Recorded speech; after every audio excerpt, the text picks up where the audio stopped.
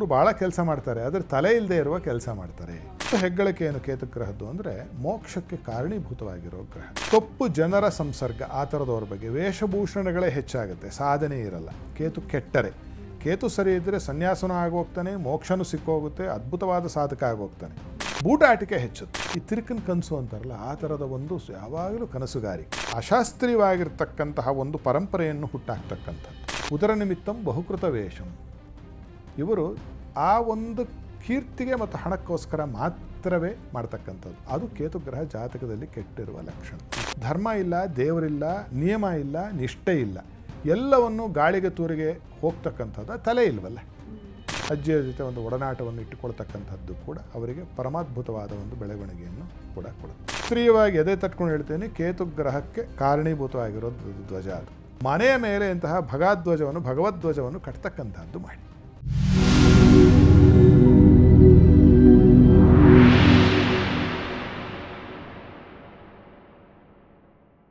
ನಮಸ್ಕಾರ ವೀಕ್ಷಕರೇ, ಟಿವಿ ವಿಕ್ರಮ ಹಂಸಧ್ವನಿ ಕಾರ್ಯಕ್ರಮಕ್ಕೆ ಸ್ವಾಗತ. ನಾನು ಶ್ವೇತಾ. ಯೋಗ ಸೂತ್ರ ಮತ್ತು ಆಧ್ಯಾತ್ಮಿಕತೆಯ ಅರ್ಥಪೂರ್ಣ ವಿಚಾರಗಳನ್ನು ತಿಳಿಸುವಂತಹ ವೇದಿಕೆ ಹಂಸಧ್ವನಿ ಕಾರ್ಯಕ್ರಮ. ಎಂದಿನಂತೆ ನಮ್ಮೊಟ್ಟಿಗಿದ್ದಾರೆ ತತ್ವಜ್ಞಾನಿಗಳು, ಧರ್ಮಶಾಸ್ತ್ರ ಪಾರಂಗತರು, ವೇದಶಾಸ್ತ್ರ ಪರಿಣಿತರು ಆಗಿರುವಂತಹ ಹಂಸಶ್ರೀ ಸವಿತೃ ಶರ್ಮಾ ಗುರೂಜಿ. ಗುರೂಜಿ, ನಿಮಗೆ ಕಾರ್ಯಕ್ರಮಕ್ಕೆ ಆತ್ಮೀಯವಾದ ಸ್ವಾಗತ. ಗುರೂಜಿ, ಪಲಾಶಪುಷ್ಪ ಸಂಕಾಶಂ ತಾರಕಾಗ್ರಹಮಸ್ತಕಂ ರೌದ್ರಂ ರೌದ್ರಾತ್ಮಕಂ ಘೋರಂ ತಂ ಕೇತುಂ ಪ್ರಣಮಾಮ್ಯಹಂ. ಜೈ ಗುರುದೇವ ದತ್ತ. ಎಲ್ಲರಿಗೂ ಶುಭೋದಯ. ವೀಕ್ಷಕರೇ, ಹಂಸಧ್ವನಿ ಕಾರ್ಯಕ್ರಮದ ಸರಣಿ ಸಂಚಿಕೆಯಲ್ಲಿ ನಾವು ಇವತ್ತು ಕೊನೆಯದಾದಂತಹ ಗ್ರಹ ಕೇತು ಗ್ರಹದ ಬಗ್ಗೆ ತಿಳ್ಕೋಣ. ಕೇತು ಗ್ರಹದ ಲಕ್ಷಣಗಳು ಮತ್ತು ಪರಿಣಾಮಗಳೇನು ಅಂತ ತಿಳಿಸ್ಕೊಡಿ ಗುರೂಜಿ. ನಾನು ಹಿಂದಿನ ಸಂಚಿಕೆಯಲ್ಲಿ ರಾಹು ಗ್ರಹದ ಸಂಚಿಕೆಯಲ್ಲಿ ಹೇಳಿದ್ದೆ, ತಲೆ ಅಂತಕ್ಕಂಥದ್ದು ರುಂಡಭಾಗ ರಾಹು, ಉಂಡಭಾಗ ಕೇತು.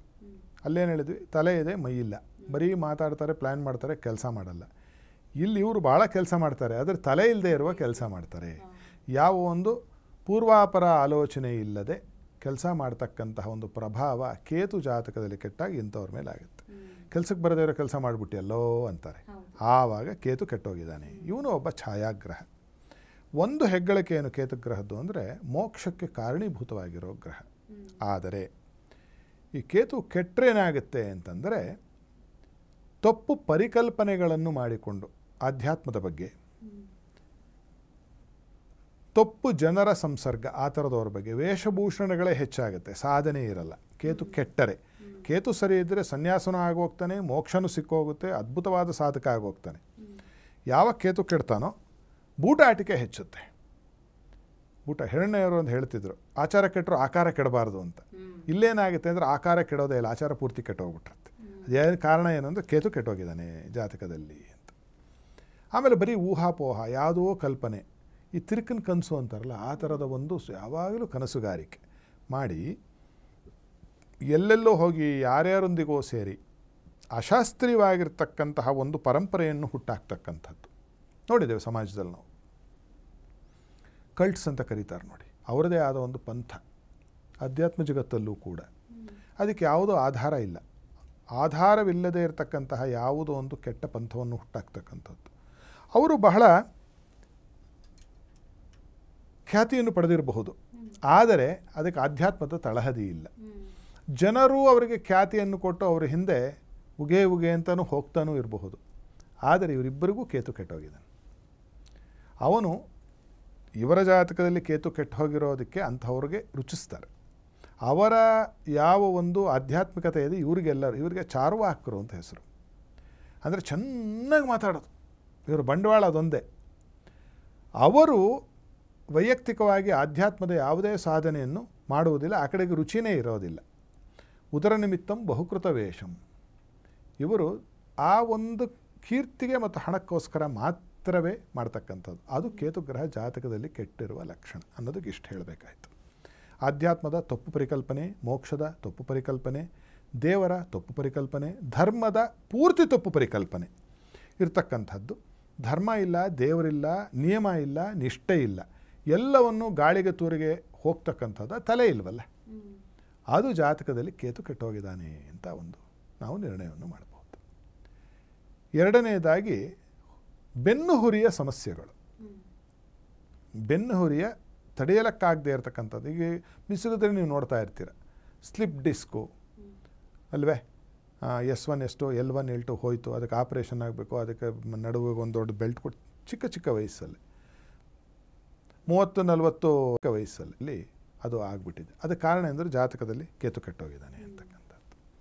ಮತ್ತು ಇವರಿಗೂ ಕೂಡ ರಾಹುವಿನಲ್ಲಿ ಹೇಳಿದ ಹಾಗೆ ಅನ್ಯ ಧರ್ಮದ ಒಂದು ಸಂಬಂಧ, ಪರಕೀಯ ವಿವಾಹ ಮತ್ತು ಅವರ ಕಡೆಯೇ ಹೆಚ್ಚು ಒಲವು ಬರತಕ್ಕಂಥದ್ದು, ಇವೆಲ್ಲವೂ ಅನ್ಯ ಜಾತೀಯನೂ ಆಗಿರಬಹುದು, ಅನ್ಯ ಧರ್ಮೀಯನೂ ಆಗಿರಬಹುದು, ಅನ್ಯ ಪ್ರಾಂತೀಯ ಆಗಿರಬಹುದು, ಅನ್ಯ ಧರ್ಮದ್ದು ಹೆಚ್ಚು ಕಾಣುತ್ತೆ. ಆ ಥರ ಎಲ್ಲ ಆಗ್ತಾ ಇದೆ ಅಂತಂದರೆ ಕೇತು ಜಾತಕದಲ್ಲಿ ಬಹಳ ಕೆಟ್ಟು ಹೋಗಿದ್ದಾನೆ. ಮತ್ತು ಗುರಿ ಇಲ್ಲದೆ ಅಲಮಾರಿ ಥರ ತಿರುಗತಕ್ಕಂತಹ ಒಂದು ಪ್ರವೃತ್ತಿ, ಯಾವುದೋ ಒಂದು ಸಾಧನೆ ಮಾಡ್ತೀನಿ ಅಂತ ಅಂದ್ಕೊಂಡು ಅದು ಕೆಲಸ ವಿಚಾರವಾಗಿರಬಹುದು, ಆಧ್ಯಾತ್ಮದ ವಿಚಾರ ಆಗಿರ್ಬೋದು, ಮತ್ತೊಂದಾಗಿರಬಹುದು, ಮಗದೊಂದಾಗಿರಬಹುದು, ಅಥವಾ ರಿಸರ್ಚ್ ಅಂಥದ್ದಾಗಿರ್ಬೋದು, ಅದಕ್ಕೇನು ಕೊನೆಯೇ ಇಲ್ಲ, ಮಾಡ್ತಾನೇ ಇರೋದು. ಅದು ಇಹಕ್ಕೂ ಇಲ್ಲ ಪರಕ್ಕೂ ಇಲ್ಲ ಅಂತಕ್ಕಂತಹ ಯಾರು ತ್ರಿಶಂಕು ಸ್ಥಿತಿಯಲ್ಲಿದ್ದಾರೋ ಅವರ ಜಾತಕದಲ್ಲೂ ಕೂಡ ಕೇತು ಪೂರ್ಣವಾಗಿ ಕೆಟ್ಟೋಗ್ಬಿಟ್ಟಿದ್ದಾನೆ ಅಂತ ಅರ್ಥ. ಇನ್ನೂ ಒಂದು ಏನಾಗುತ್ತೆ, ಮಿತಿಮೀರಿದ ಅಹಂಕಾರ, ತನಗೆ ತಾನೇ ಶಬಗಾಶಿರಿ, ತನಗೆ ತಾನೇ ಬಿರುದು ಬಾವಳಿಗಳನ್ನು ಕೊಟ್ಕೊಳ್ತಕ್ಕಂಥವ್ರು, ಅಂತಹ ಒಂದು ಭ್ರಮೆಯಲ್ಲಿ ಜೀವನ ಮಾಡ್ತಕ್ಕಂಥದ್ದು. ತನಗೆ ತಾನೇ ಬಾವುಟ ಹಾರಿಸ್ಕೊಳ್ಳೋದು ಅಂತ ಹೆಸರು ಅದಕ್ಕೆ ಆಡು ಭಾಷೆಯಲ್ಲಿ. ಬಾವುಟಕ್ಕೂ ಕಾರಕ ಕೇತುನೆ ತಿರ್ಗಾ ನೋಡಿ ಹೇಗಿದೆ ಕಾಕತಾಳೀಯವಾಗಿ. ಆ ರೀತಿಯಾದಂತಹ ಆತ್ಮಶ್ಲಾಘನೆ ಮತ್ತು ಆತ್ಮಪೋಷಣೆ ತಪ್ಪು ರೀತಿಯಲ್ಲಿ ಯಾರು ಮಾಡಿಕೊಳ್ತಿರ್ತಾರೋ ಪಾಪ ಅವರ ಜಾತಕದಲ್ಲೂ ಕೂಡ ಕೇತು ಬಹಳ ಕೆಟ್ಟು ಹೋಗ್ಬಿಟ್ಟಿರ್ತಾನೆ. ಪರಿಹಾರಕ್ಕೆ ಬರೋಣ. ಏನು ಮಾಡಬೇಕು ಕೇತು ಗ್ರಹ ಕೆಟ್ಟರೆ ಅಂತಂದರೆ, ಸರಿಯಾದ ಗುರುವಿನಲ್ಲಿ ಹೋಗಿ ಶುಶ್ರೂಷೆಯನ್ನು ಮಾಡಿ ಸರಿಯಾಗಿರ್ತಕ್ಕಂತಹ ಅಧ್ಯಾತ್ಮದ ನೆಲೆಗಟ್ಟನ್ನು ಕಂಡುಕೊಳ್ತಕ್ಕಂಥದ್ದು ಮೊದಲನೇ ಪರಿಹಾರ. ಆ ಒಂದು ನಿಟ್ಟಿನಲ್ಲಿ ಯಾರಾದರೂ ಈ ಥರ ಲಕ್ಷಣಗಳಿದ್ದರೆ ಮಹಾಗಣಪತಿಯ ಪೂಜೆ ಪುನಸ್ಕಾರ, ಎಷ್ಟು ಗಣಪತಿಯ ಪೂಜೆಯನ್ನು ಮಾಡ್ತೀವೋ ಅತ್ಯಂತ ಒಳಿತು ಮತ್ತು ಶುಭ ಉಂಟಾಗುತ್ತೆ ಕೇತುಗ್ರಹ ಕೆಟ್ಟವರಿಗೆ. ಚಂಡಿಕಾ ಪರಮೇಶ್ವರಿಯ ಪೂಜೆ ಪುನಸ್ಕಾರವನ್ನು ಮಾಡಿಸ್ತಕ್ಕಂಥದ್ದು, ಉಪದೇಶ ಇದ್ದವರು ಅವರೇ ಮಾಡಬಹುದು. ಪೂಜೆಯ ಪುನಸ್ಕಾರಾದಿಗಳನ್ನು ಮಾಡ್ತಕ್ಕಂಥದ್ದು ಅತ್ಯದ್ಭುತವಾದ ಫಲವನ್ನು ಕೊಡುತ್ತೆ. ಕೇತುಗ್ರಹ ಶಾಂತಿಸಿ ಹೋಗುತ್ತೆ.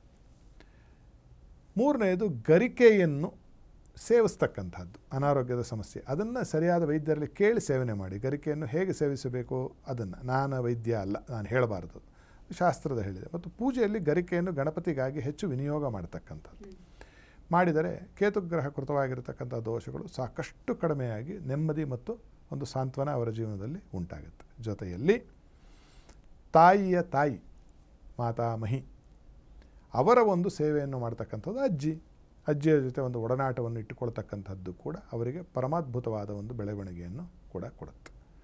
ಮತ್ತು ಸರಿಯಾಗಿರ್ತಕ್ಕಂತಹ ಶಾಸ್ತ್ರಗ್ರಂಥಗಳ ಅಧ್ಯಯನ ಕೂಡ ಕೇತುಗ್ರಹ ಕೃತದೋಷಕ್ಕೆ ಒಂದು ಪರಿಹಾರ. ರಾಮಾಯಣ ಆಗಿರಬಹುದು, ಮಹಾಭಾರತ ಆಗಿರಬಹುದು, ಹರಿವಂಶ ಆಗಿರಬಹುದು, ಭಾಗವತ ಆಗಿರಬಹುದು, ಶಿವಪುರಾಣ ಆಗಿರಬಹುದು, ಈ ಥರದ ಪುರಾಣಾದಿಗಳ ಒಂದು ಶ್ರವಣ ಆಗಿರಬಹುದು ಅಥವಾ ಅಧ್ಯಯನ ಆಗಿರಬಹುದು.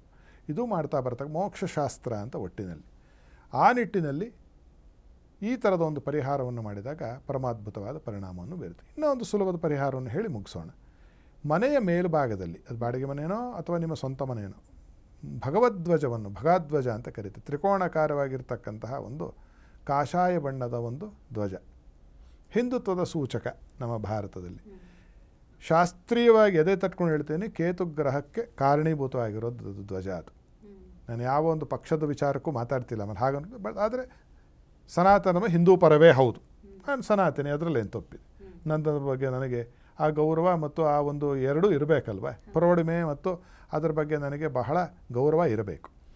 ಮನೆಯ ಮೇಲೆ ಇಂತಹ ಭಗವದ್ಧ್ವಜವನ್ನು ಕಟ್ತಕ್ಕಂಥದ್ದು ಮಾಡಿ, ಅದು ಸ್ವಚ್ಛವಾಗಿಡಬೇಕು, ಆಗಿಂದ ಆಗಿ ತೆಗೆದು ಒಗೆದು ಸರಿ ಮಾಡಿಡಬೇಕು. ಮಾಡಿದ ಪಕ್ಷದಲ್ಲಿ ಕೇತುಗ್ರಹಕೃತ ದೋಷವ ಪರಿಹಾರವಾಗಿ ಜೀವನವು ಆನಂದಮಯವೂ ಆರೋಗ್ಯಮಯವೂ ಆಗುತ್ತೆ ಅಂತಕ್ಕಂಥದ್ರಲ್ಲಿ ಎಳ್ಳಷ್ಟು ಸಂಶಯ ಇಲ್ಲ.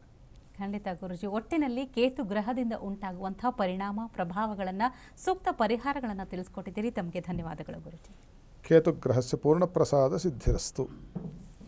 ವೀಕ್ಷಕರೇ, ಹಂಸಧ್ವನಿ ಕಾರ್ಯಕ್ರಮದ ಈ ಸರಣಿ ಸಂಚಿಕೆಗಳಲ್ಲಿ ಒಟ್ಟಿನಲ್ಲಿ ನಾವು ನವಗ್ರಹಗಳ ಅನುಗ್ರಹ ಪಡಿಬೇಕು ಅಂದರೆ ಏನೆಲ್ಲ ಮಾಡಬೇಕು, ಏನೆಲ್ಲ ಮಾಡಬಾರ್ದು ಅನ್ನೋದನ್ನು ತಿಳಿಸ್ಕೊಟ್ಟಿದ್ದೀವಿ. ನಿಮ್ಮಲ್ಲೂ ಕೂಡ ಪ್ರಶ್ನೆಗಳಿದ್ದಲ್ಲಿ ನಮ್ಮ ಸ್ಕ್ರೀನ್ ಮೇಲೆ ಇರುವಂಥ ನಂಬರನ್ನು ಕಾಂಟ್ಯಾಕ್ಟ್ ಮಾಡಿ ಗುರುಜಿಗಳನ್ನು ನೇರವಾಗಿ ಭೇಟಿಯಾಗಿ ನಿಮ್ಮ ಸಮಸ್ಯೆಗಳಿಗೆ ಪರಿಹಾರ ಕಂಡುಕೊಳ್ಳಬಹುದು. ಮುಂದಿನ ಸಂಚಿಕೆಯಲ್ಲಿ ಮತ್ತೊಂದು ಹೊಸ ವಿಷಯದೊಂದಿಗೆ ಭೇಟಿಯಾಗೋಣ. ನಮಸ್ಕಾರ. ಟಿವಿ ವಿಕ್ರಮ, ದೇಶ ನಿಮ್ಮ ಕೈಯಲ್ಲಿ. ಈ ಕಾರ್ಯಕ್ರಮ ನಿಮಗೆ ಇಷ್ಟ ಆಗಿದ್ದಲ್ಲಿ ಲೈಕ್, ಶೇರ್ ಹಾಗೂ ಕಮೆಂಟ್ ಮಾಡಿ. ಟಿವಿ ವಿಕ್ರಮದ ಕಾರ್ಯಕ್ರಮಗಳನ್ನು ನಿರಂತರವಾಗಿ ವೀಕ್ಷಿಸಲು ಸಬ್ಸ್ಕ್ರೈಬ್ ಮಾಡಿ ಬೆಲ್ ಐಕನ್ ಒತ್ತಿ.